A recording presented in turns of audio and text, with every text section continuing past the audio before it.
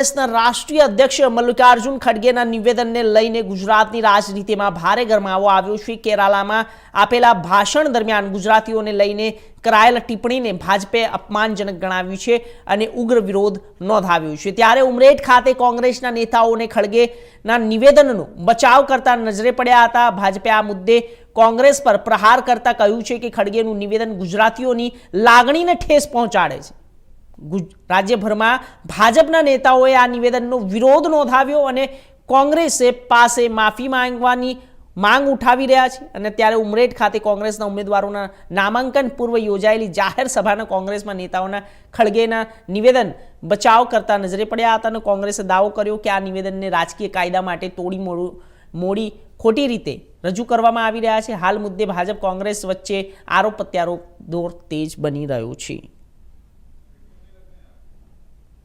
તમે ધ્યાનથી સાંભળ્યું પણ હશે, કેરલામાં જે રીતે અમારા ઓલ ઇન્ડિયા કોંગ્રેસના અધ્યક્ષ અને બહુ સિનિયર આગેવાન જે 9 વાર 10 વાર પાર્લામેન્ટમાં ચૂંટાયા અને રાજ્યસભામાં અને તમામ જગ્યાએ ખૂબ કામ કર્યું, ત્યારે એમનો જે આશય હતો એ ભારતીય જનતા પાર્ટીની રીતિનીતિ છે કે એ જે પ્રકારે ગુજરાતમાં, એક તો આપ જાણો છો કે આપણા જિલ્લામાં 1000 કરતાં વધારે સ્કૂલો બંધ કરી છે ભારતીય જનતા પાર્ટીએ।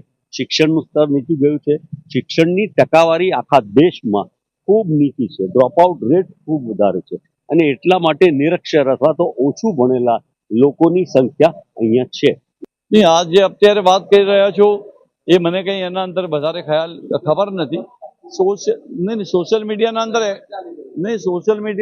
અંદર જે ચાલતું હોય, પરંતુ જ્યાં સુધી મેં જોયું નથી એટલે મને કંઈ ખબર નથી એના અંદર કે ભાઈ નહીં, આના જ્યારે મને કોઈ વસ્તુની ખબર ના હોય ત્યારે હું એનો ખુલાસો ના કરી શકું। જ્યારે સોશિયલ મીડિયાના અંદર હું જોઈશ ત્યારે ચોક્કસ એના માટે પણ હું મારી જે પ્રતિક્રિયા છે હું આપીશ। પરંતુ જે પ્રમાણે કોંગ્રેસ પાર્ટીની વાત છે કે કોંગ્રેસ પાર્ટીના અંદર અમારા સન્માનીય નેતા રાહુલજી હોય, ખડગેજી હોય, સોનિયાજી હોય, પ્રિયંકાજી હોય કે ગુજરાતના અમારા અમિત ચાવડાજી હોય, શક્તિસિંહ ગોહિલ સાહેબ હોય, કે એનો અર્થનો અનર્થ કરવામાં આવે છે। બાકી એનો સીધો મતલબ એ જે કહેવા એ માંગે છે કે બીજેપી બનાવટી સનાતનના નામે, બનાવટી હિન્દુત્વના નામે, વિકાસના ખોટા ફુગાઓને નામે 30 વર્ષથી ગુજરાતી લોકોની આંખમાં ધૂળ નાખી રહ્યા છે। તો એનાથી બચો, કારણ કે જાણે છે કે એક ગુજરાતી શાણો માણસ છે, ગુજરાતી એ તાકાત વાળો છે, ગુજરાતી એ રાષ્ટ્રનું હૃદય છે। તો આ રીતે બીજેપી પોતાના સ્વાર્થ માટે તમારી આંખમાં ધૂળ નાખી જાય એવું અભણ જેવું બંધ કરો, એનો ગર્ભિત અર્થ એ છે। અને તમે વિચારો કે કોઈ આવું આટલા સારા તમે નિવેદનને તોડી મરોડીને વાત કરીએ છે।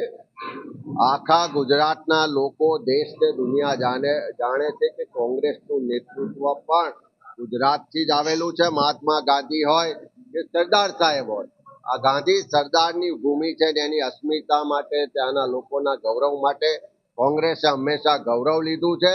કોંગ્રેસે હંમેશા ગુજરાત માટે, ગુજરાતીઓ માટે, એની અસ્મિતા માટે